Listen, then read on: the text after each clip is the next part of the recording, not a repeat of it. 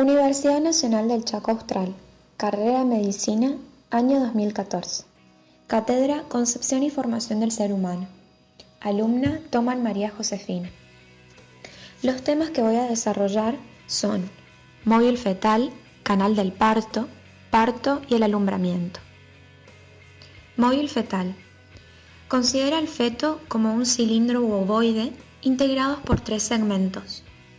El polo cefálico incluye la cabeza, el polo podálico, los hombros y las nalgas.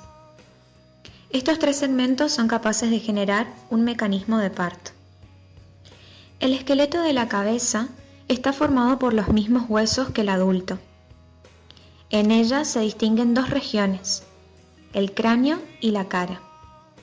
El cráneo se divide en una base y la bóveda. La bóveda está formada por la parte superior. Incluye los 2 huesos frontales, los 2 huesos parietales, los 2 huesos temporales y el occipital. Estas piezas óseas no son muy osificadas, son blandas y maleables. Se encuentran separadas por suturas y fontanelas que permiten cierto movimiento. En la siguiente imagen observamos la sutura sagital, la interfrontal o metópica, la sutura coronaria, la sutura parieto-occipital o lamboidea, las fontanelas anterior, posterior. Antropometría fetal.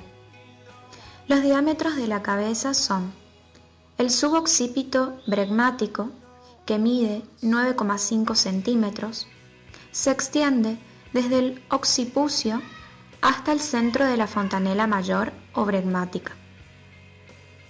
El occipito frontal mide 12 centímetros, se extiende desde la glabela hasta el hueso occipital.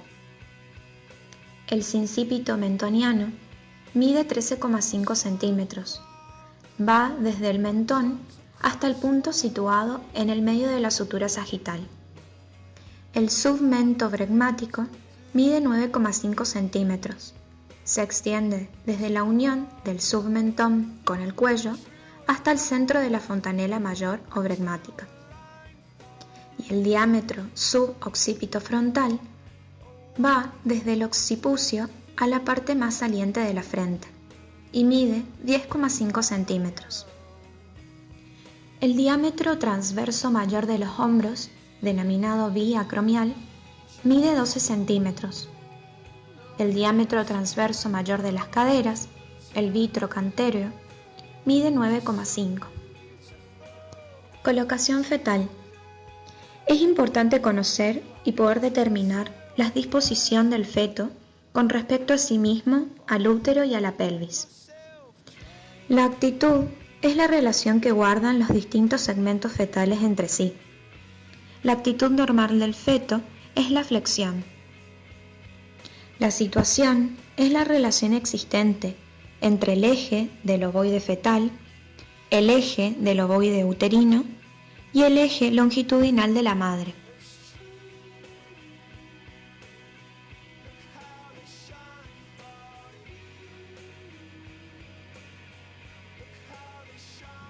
La situación puede ser longitudinal, transversa u oblicua. La presentación es la parte del feto que toma contacto con el estrecho superior, ocupándolo en gran parte y que puede evolucionar por sí mismo, dando lugar a un mecanismo de parte. La presentación puede ser cefálica o pelviana. La posición es la relación que guarda el punto guía con el lado izquierdo o derecho de la pelvis materna. La posición puede ser izquierda o derecha. El canal del parto es un conducto osteomúsculo-ligamentoso por el cual debe atravesar el feto para salir al exterior en el momento del nacimiento. El canal del parto está constituido por una pelvis ósea y una pelvis blanda. La pelvis ósea está formada por los 2 huesos coxales, el sacro y el coxis. Se divide en la pelvis mayor y pelvis menor. La pelvis mayor, no obstétrica, se limita hacia atrás con la columna lumbar, a los costados con los huesos coxales unidos por el pubis y se encuentra abierto hacia adelante. La pelvis menor, pelvis obstétrica, tiene como entrada al estrecho superior y como salida al estrecho inferior. La zona entre ambos estrechos se denomina excavación pelviana. El estrecho superior es un anillo óseo donde se desarrolla el primer tiempo de trabajo de parto, a nivel del primer plano de Hodge. Diámetros del estrecho superior. El diámetro transverso útil mide 13 centímetros. El diámetro transverso anatómico, debido a su proximidad al promontorio, une las líneas innominadas entre sí y mide 13,5 centímetros. El diámetro promonto suprapúbico o conjugado anatómico se extiende desde el promontorio al borde superior del pubis y mide 11 centímetros. Y el diámetro oblicuo, que mide 12,75 centímetros, se extiende desde la eminencia ilio-pectínea a la sincondrosis sacroiliaco. Los diámetros del estrecho inferior son el diámetro subcoxis subpubiano, mide 9 centímetros, se extiende desde el borde del coxis no retropulsado hasta el borde inferior del pubis. El diámetro subsacro subpubiano, de 11 centímetros, va desde el extremo inferior del sacro al borde inferior del pubis. El coxis se encuentra retropulsado. Los planos de Hodge se utilizan para estudiar el descenso del canal del parto. En la siguiente imagen se puede observar los 4 planos paralelos. El primer plano de Hodge se extiende desde el borde superior de la sínfisis pubiana al promontorio. El segundo plano de Hodge desde el borde inferior de la sínfisis pubiana a la segunda vértebra sacra. El tercer plano de Hodge se extiende desde la espina ciática hasta llegar a la vértebra sacra cuarta y quinta. Y el cuarto plano de Hodge pasa por el punto del coxis. La pelvis blanda ocupa el suelo perineal. Se compone de 2 cinchas, una cincha precoxigia y una cincha coxigia. La cincha precoxigia está constituida por el músculo infundíbulo de los elevadores del ano y el músculo transverso profundo del perineo. El plano superficial por el músculo bulbo cavernoso, esfínter externo del ano, transverso superficial del perineo y el músculo isquio cavernoso.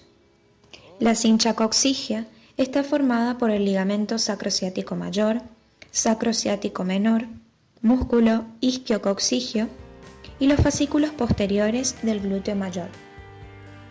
El parto es la expulsión de un feto con un peso igual o mayor de 500 gramos, igual o mayor a las 22 semanas completas contadas desde la fecha de última menstruación.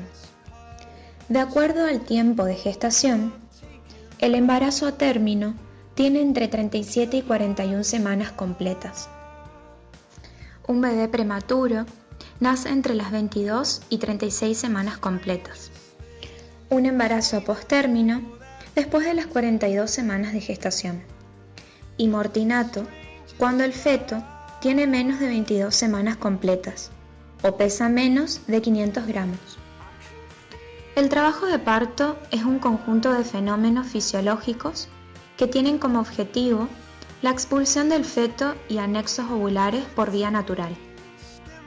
Consta de 3 periodos: la dilatación, un periodo expulsivo del feto y a continuación el alumbramiento, donde se expulsa la placenta y las membranas ovulares.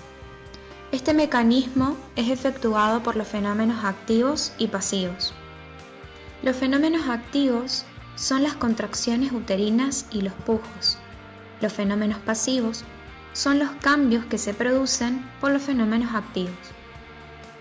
Las características de las contracciones uterinas son el tono, que es el nivel de contracción basal del músculo, la intensidad, que es la fuerza de la contracción, la frecuencia es el número de contracciones en un lapso de 10 minutos, el ritmo son los periodos de contracción con periodos de relajación, y la relajación es el periodo de descanso entre dos contracciones.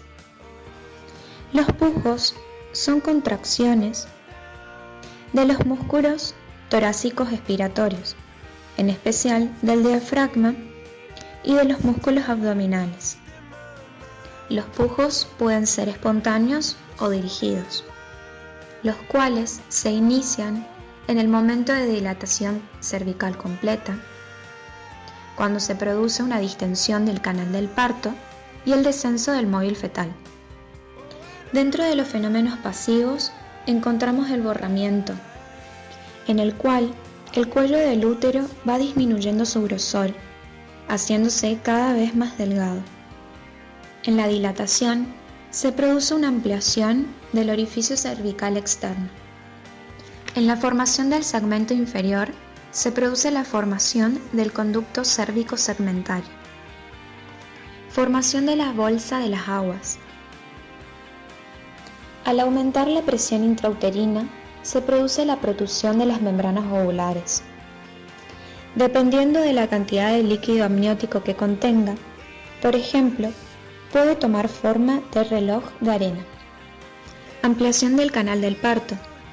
El móvil fetal es propulsado por las contracciones y pujos descendiendo a través del canal del parto. Este distiende y amplía la vagina, la vulva y el perineo. Expulsión de los limos. El contenido del canal cervical, constituido por el moco cervical, forma el tapón mucoso, que por efecto de las contracciones, el aumento de la presión intrauterina, el borramiento y la dilatación del cuello, producen su exteriorización. Mecanismo de parto. Es un conjunto de movimientos progresivos que efectúa el feto durante su pasaje a través del conducto genital. Este mecanismo consta de 4 tiempos. El primer tiempo es la acomodación al estrecho superior, el cual presenta 2 etapas. La orientación, que tiene como finalidad hacer coincidir el diámetro mayor de la presentación con el diámetro mayor de la pelvis. Y en la reducción se producen movimientos de flexión o desflexión de la pierna. El segundo tiempo es el encaje y descenso. El feto desciende en el mismo diámetro que se orientó. Este descenso puede ser sinclítica, cuando los 2 parietales descienden al mismo tiempo, y asinclítica, cuando un parietal desciende antes que el otro. El encaje se produce cuando el diámetro biparietal ha pasado el primer plano de Hodge. El tercer tiempo es la acomodación al estrecho inferior. Se produce cuando la cabeza realiza una rotación interna para hacer coincidir los diámetros. En el cuarto tiempo se produce el desprendimiento. El feto coloca debajo del pubis el punto de apoyo, haciendo coincidir el punto de mayor flexibilidad con el eje del canal del parto. El alumbramiento es el tiempo que transcurre entre el desprendimiento fetal y la expulsión de la placenta y las membranas ovulares. Consta de 4 etapas: desprendimiento de la placenta, desprendimiento de las membranas ovulares, el descenso y por último la expulsión. En el alumbramiento se debe vigilar la tensión arterial y el pulso, las pérdidas sanguíneas y el tamaño y consistencia del útero. Muchas gracias.